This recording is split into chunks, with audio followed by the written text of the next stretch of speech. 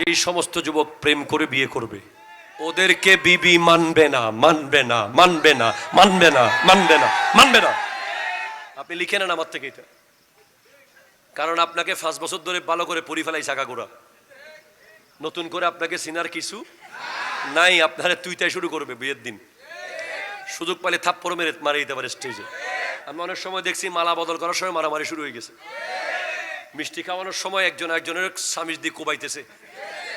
কিরে বেটা কয় এগুলো আগে সম্পর্ক ছিল তো, কারণ আপনি তার সামনে কত কান্নাকাটি করছেন, জীবনের সব দুঃখ তারে বুঝাই ফেলাইছেন। নতুন করে কালিমা পড়ে আপনাকে চেনার কিছু নাই।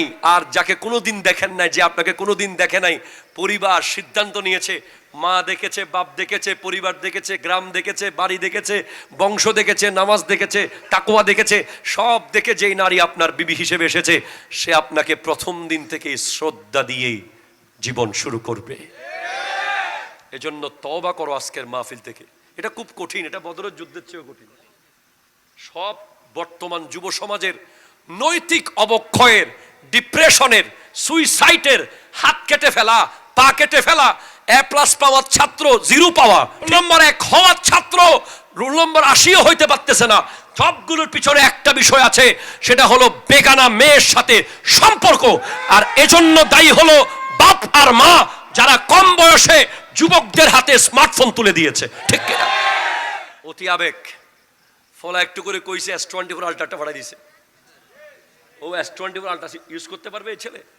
ওকে দিবেন যে নোকিয়া 1100, কথা কয় না ঠিক কিনা? জোরে কথা। নোকিয়া 1100 দিবেন, যাতে স্কুলে পৌঁছছি শেষ, আর দেখার কিছু নাই। কড়ে আসস, আইতেছি, শেষ। এখন আপনাকে পড়াবে সে, বলছে অ্যাসাইনমেন্ট দিছে, অ্যাসাইনমেন্ট। হ্যাঁ, এখন আপনিও ভালো করে পড়বেন, ঠিক আছে, অ্যাসাইনমেন্ট আমার মোবাইলে দিতে বলো। সব কিছু বাগের উপর একটা টাক আছে না নাই? এই যুব সমাজকে আপনার বাঁচাতে হবে স্মার্টফোন থেকে। অনেক প্রবাসীদের স্ত্রীরা আজকে মোবাইলের কারণে সংসার শেষ হয়ে যাচ্ছে। এই মোবাইল কন্ট্রোলে আনতে হবে, ঠিক কিনা? কথা জোরে বলেন। তাই ইউজ হওয়া যাবে না। মনে রাখবেন, স্ত্রী থাকবে আপনার আন্ডারে, স্ত্রী আপনার প্রতিযোগী নয়, সহযোগী। আমাদের পুরুষ ভাইদের অনেক সমস্যা আছে, স্ত্রীর লগে যুদ্ধ শুরু করে কথায় কথায়। তোমার তো শিক্ষিত হদুন আছে, আর দেখো না শিক্ষিত হদুন, তোরার বংশ কি বংশ, এই দেখবে না, আর বংশ জানো না, কথা কথা ঠিক কিনা? চলে পারে এই লেখাপড়া নিয়ে, বংশ নিয়ে শুরু হয় ঝগড়া, টেবিল থেকে সেটা বেডরুমে যায়, বেডরুম থেকে কিছু কি হলি দিয়ে অর্থে কি হয়েছে দাঁড়ে এরকম বলে, আবার দৌড় দেয়, একটা তাল শুরু হয়ে যায়। না, আপনি কখনো আপনার বিবির সাথে লেভেলে ঝগড়ায় যাবেন না, তাকে স্কিপ করবেন। আচ্ছা ঠিক আছে, তুমি জিতছো, কথা কোনো ঠিক কিনা? চলবেন একটাতে 2টা সেন্টেন্স গেলেই তুমি জিততো, ঠিক আছে, তোরা সেরা। আপনি কথা যদি বাড়ান, এক পর্যায়ে দুজনে সমান সমান হয়ে যাবেন, তখন আপনি তাকে আর কন্ট্রোল করতে পারবেন না। আপনাকে সমস্যা এড়িয়ে যেতে হবে, ঝগড়া এড়িয়ে যেতে হবে। এরপরে আপনার মা আর বিবি এক জায়গায়, দুজনের মধ্যে তর্ক হচ্ছে, মাঝখানে আপনি বিচারক। এখন আপনি যদি 100% মায়ের পক্ষে কথা বলতে পারেন, তখন ওখানে দাঁড়াবেন।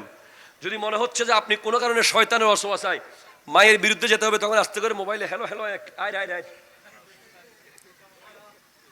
কথা বলে ঠিক কিনা? কথা কি করবেন যে কি হয়েছে যে হ্যালো, কোন জায়গায় চন্দন আইসে, আচ্ছা আসতেছি, এই গাড়ি টানতেছি, ঠিক আছে, বেরোচ্ছে, চলে যাবেন।